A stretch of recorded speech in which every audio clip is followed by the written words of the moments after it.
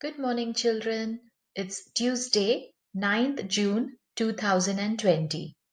Now, today we'll be doing the next chapter of Street Child.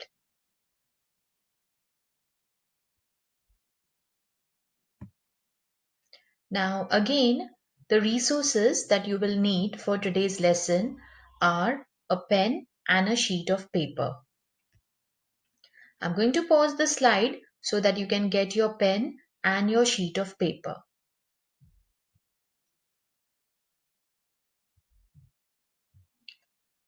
Learning intention to understand adverbs of possibility.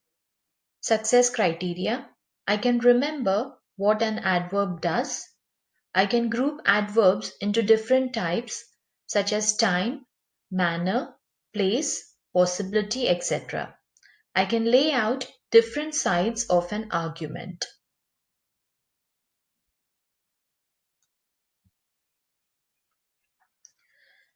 Chapter 26 Goodbye Brother. Old Samuel, the night watchman, took Shrimp's body into his hut. He set candles round it, and as the street boys heard of his death, they came to have a look at him. They came in groups and stood in a huddle in the doorway, not daring to come in, and soon ran off again. Jim sat with his head in his hands all day. Samuel shook him by his shoulder.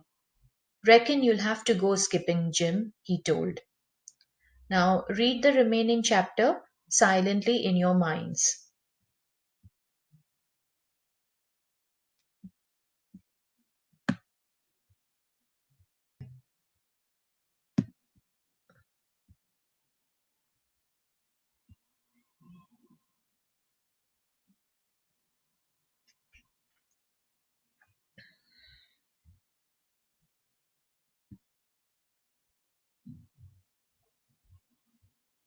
Now I'll be reading the ending of the story. Everywhere he looked there were black bundles like little heaps of rags, but as he stood still and let his eyes grow used to the new darkness, he could see that those bundles were boys huddled up for the night on their rooftop home. Now, here are a few guided reading questions. Why does Jim start to think he'd be better off at the workhouse? What does Jim do to show respect to Shrimps when he has to leave him? Now, here are a few Spag activities. Add an appropriate relative clause to this sentence, adding in the correct punctuation. The magician something was performing at a birthday party. B. Look at the choices of words within the brackets. Circle the correct word to fit the sentence. Shivering and cold, the children tried to block the draught that was coming from under the door. The businesswoman had made a sizable profit on her investment. So think of the correct spelling for both the sentences. What's the correct spelling of draft and profit in both the sentences? C. Circle both of the adverbs in this sentence. Tomorrow, Geeta will proudly represent her athletics club in the county competition. Mr. Whoops has accidentally jumbled two adjectives that he used to describe his fantastic yet naughty new puppy. Can you help him to unjumble them? E. Can you think of the silent letter word to match the definition? A piece of land surrounded by water. A medieval soldier that wore armor. Rearrange the sentence so that it has a fronted adverbial. Don't forget the correct punctuation. The race horses picked up speed to try to win the race as they neared the finish line. Now, here are the answers. Add an appropriate relative clause to this sentence, adding in the correct punctuation. So, the answer is I can accept any relevant relative clause relating to the magician that begins with a relative pronoun who, whom, or whose that is enclosed in commas. Example, the magician who was called Great Lorenzo was performing at a birthday party. Okay, so you can write there who. B, the correct spelling of draft here will be D-R-A-U-G-H-T. And the correct spelling of profit in the sentence will be P-R-O-F-I-T. Circle both the adverbs in this sentence. So, tomorrow, circle both tomorrow or proudly. And the correct spelling is mischievous and marvelous. Then, piece of land surrounded by water is island. So, the S is silent there. And a medieval soldier that wore armor will be knight. The K is silent there, so it's K-N-I-G-H-T, night. Now rearrange the sentence so that it has a fronted adverbial. Don't forget the correct punctuation. So, as they neared the finish line, comma, the race horses picked up speed to try to win the race. Now, today we'll be learning about adverbs. Can you remember what an adverb does? Which of these are adverbs? Sort them into the correct places in the table. Adverbs, not adverbs. Okay, so happily, lonely, very, rainy, busy, yesterday, always, totally, smelly, daytime, angrily, furious, sad, and daily. So, which are adverbs and which are not adverbs?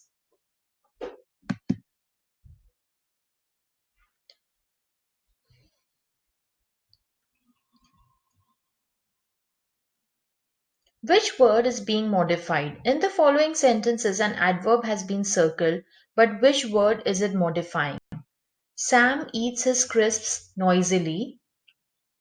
I'm so excited about our school trip to the zoo. She could possibly be the worst driver in the world. Jacob walked incredibly slowly to the head's office.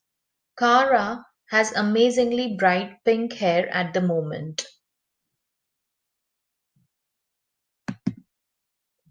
So, in the first sentence, the word eat is being modified. Here, excited is being modified by the adverb. So, in the first sentence, how does she eat her crisps? Noisily. What is she so excited about? She's excited about going to the school trip. Okay, the next will be and slowly and bright.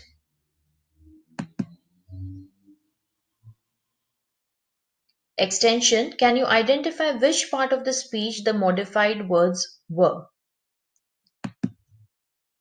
Okay, so eats is a verb, adjective, excited is an adjective, be is again a verb, slowly is an adverb, and bright is again an adjective. Now, classifying adverbs. Adverbs can be grouped into types: time, place, manner, degree, frequency, and possibility. Can you group the following? Adverbs of time, adverbs of place, adverbs of manner, adverbs of degree, adverbs of frequency, and adverbs of possibility. So here are a few adverbs. So daily here, yesterday, downstairs, very certainly. So put them in the correct table and then you can email to me all of your answers. I'm going to pause the slide so that you can put them in the correct place. Adverbs of possibility scale. Adverbs of possibility tell us how likely something is to happen. Certainly, definitely, maybe, possibly, surely. Clearly, obviously, perhaps, probably. Can you order them in terms of how certain something is? Okay, so you can order them how likely something is going to happen. Okay. So least certain and most certain. How did you organize the adverbs? So even this you can do on your sheet of paper. So what is going to happen like least certain? So maybe perhaps it might happen. So that will be under least certain, and most certain will be something like surely. So put them in the right order and how certain something is going to happen. And then you can email to me all of your answers. Do you and your partner agree on the same order? If not, discuss why. Now, of course, you don't have your partner's children, but try thinking that, why